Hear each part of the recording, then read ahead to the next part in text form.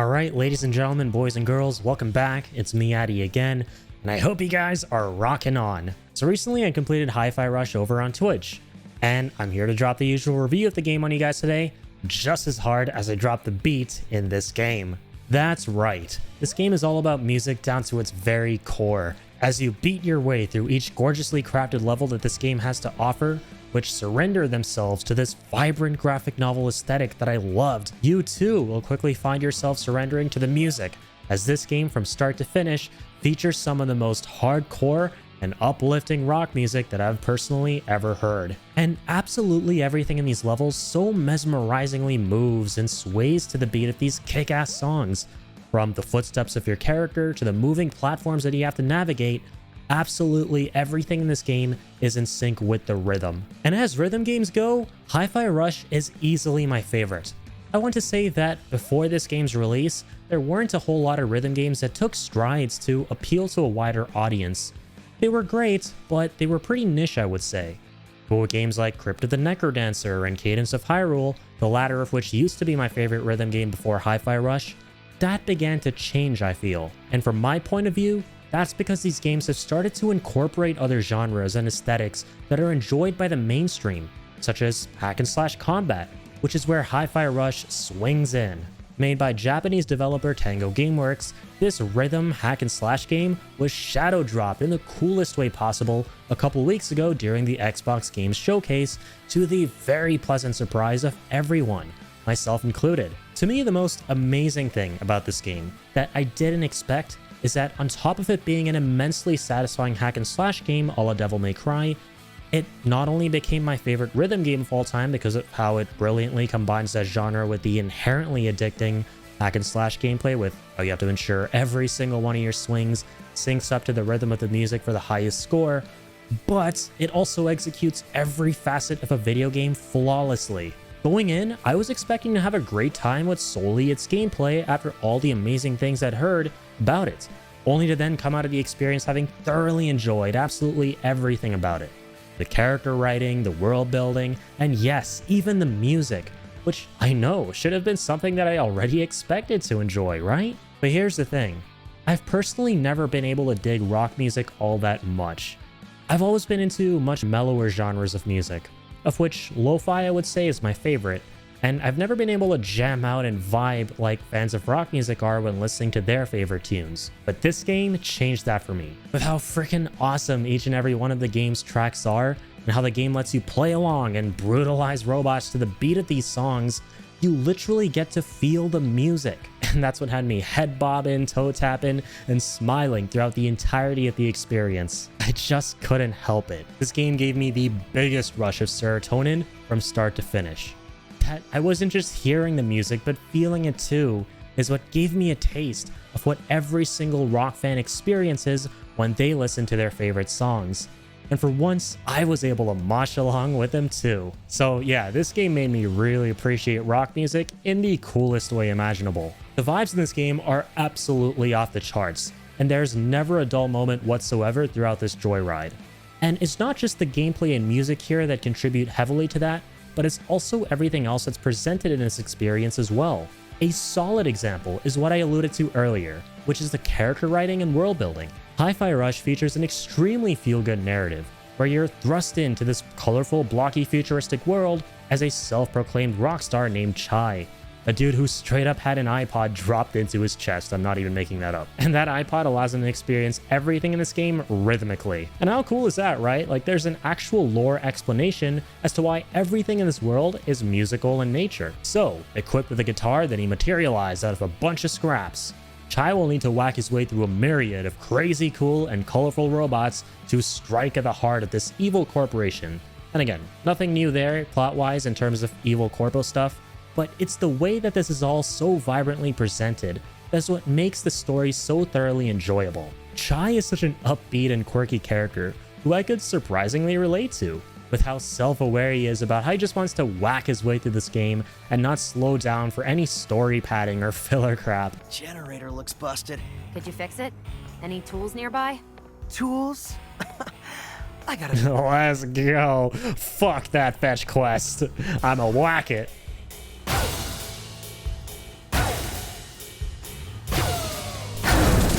Let's go, man. And how in his mind, he's a way more successful rock star than he actually is. Something that I can relate to with streaming.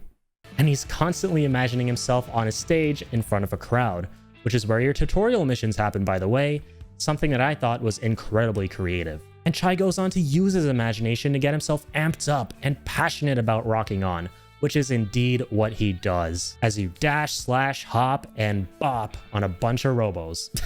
And accompanying him on his incredibly fun and action-packed adventure are a crew of other colorful oddballs, each with their own unique funny quirks and abilities, who all go on to synergize really well with one another, not only in a well-written narrative and comedic sense, but also in gameplay terms. As you pull off thrilling combos and ultimate attacks as Chai, you can be an even bigger badass by tagging in these teammates for invaluable synergy attacks and also to help you clear out specific platforming segments in the game, again, all of which require you to time things to the beat of the music in the coolest way imaginable. None of these characters take the backseat, and they're all such a joy to witness here.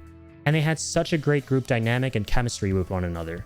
It really blew me away how despite this game being relatively short, it was nonetheless a quality experience with how incredible the gameplay itself was and how well written and entertaining the story and these characters were on top of that. And I appreciate how even though this game was a very self-aware, fourth wall breaking experience, the humor never once felt cringy or awkward. It was all very wholesome and nicely executed. Really, this game reminded me of one of those Cartoon Network shows I would watch as a kid, but a really fun one that had I actually watched while growing up, I could definitely see myself putting it up there in my pantheon of favorite shows from my childhood, alongside Courage the Cowardly Dog and Dragon Ball Z. Most def. Now, one thing I want to add here in the middle too is a quick appreciation to the devs in this game from someone who's a streamer. The devs added in the greatest streamer mode I've seen in the game personally, where not only is the licensed music muted in this game, but it is replaced with original music created specifically for the game so that people streaming it don't get hit with copyright claims or DMCAs. And man, this music slapped hard. There was not a single time throughout my playthrough that I thought to myself, oh man, this music is doo-doo. I wonder what the licensed music would have sounded like. That never ever happened. It was never once like that at all. And so can we just take a second to applaud the devs for their thoughtfulness and hard work here? Big round of applause. You guys are awesome at Tango Gameworks. Thank you so much. And now the last thing I want to mention when it comes to all the things that hit the right notes for me, no pun intended, is that amongst all the pure gameplay bliss that Hi-Fi Rush unapologetically injects you with, the icing on the cake for me was the parrying system. I loved the parrying system in this game. And that's because in a very unexpected yet welcoming way, it scratched an itch that I'd had for close to 4 years now ever since I beat my second favorite From Software game, Sekiro: Shadows Die Twice. Now, Sekiro was a game that featured the greatest and most satisfying parrying system I have ever seen in a game. And I know what you're thinking. Addy, how the heck does Sekiro even fit into the equation? What the hell are you talking about? Hear me out. From where I'm sitting, Hi-Fi Rush brings a near identical system back to Sekiro and doubles down on it, where you have to time your button presses to the beat of the song where enemies will barrage you with a flurry of projectiles or slashes in order to counter those attacks. I feel that Sekiro is rhythmic like that as well and has you timing your blocks to a sort of unique beat and cadence in which your enemies will attack you. So in a weird sort of way, I think that Sekiro was a rhythm game too. It was Hi-Fi Rush before Hi-Fi Rush in one sense. And I think that Hi-Fi Rush brings back that concept and executes it wonderfully. It's all visualized so beautifully here, and the animations are exquisite. Even in the moments that you aren't parrying and are instead doing your best to time your strikes to the beat of the music in order to get your basic attacks in, this game overwhelmed me with a wave of nostalgia to Sekiro's brilliant timing-based combat system. And here, I not only got to taste the most delicious combat member berry, but I also got to experience a game that took the concept of timing and created an entire musically inclined game around it in the sickest way ever. And honestly, you guys, the way that the music permeates absolutely everything in this game to such a high degree of polish to make for one of the most kick-ass and original gaming experiences I've ever had forces me to give this one an easy 10 out of 10. It is so hard for me to pinpoint any flaws with this game. I'm serious, because to me, this is that one beautifully realized quality over quantity package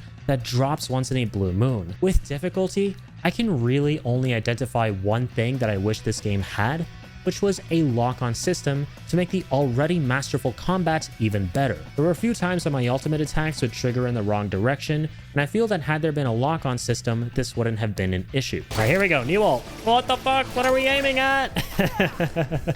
Thought we'd aim at the fiend here. I also do kind of wish that the prompts for grappling to things while platforming were a little bit bigger, but again, not a huge issue. As always, no game is perfect, right? But at the end of the day though, there are those whose imperfections are easy to spot, and those where, like I always say, even a microscope would have difficulty spotting them. Get this game, you guys. If you guys like to have fun, and you haven't already bought this game, you, my friend, are committing a crime.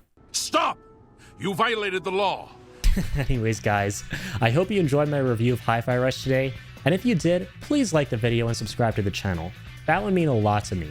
And do be sure to follow me over on twitch.tv/irritableidian so you can catch me playing through these games live. Stay tuned for more good times down the line, but until then, stay happy, stay healthy, stay positive, rock the fuck on, and keep on keeping on. Thank you, guys.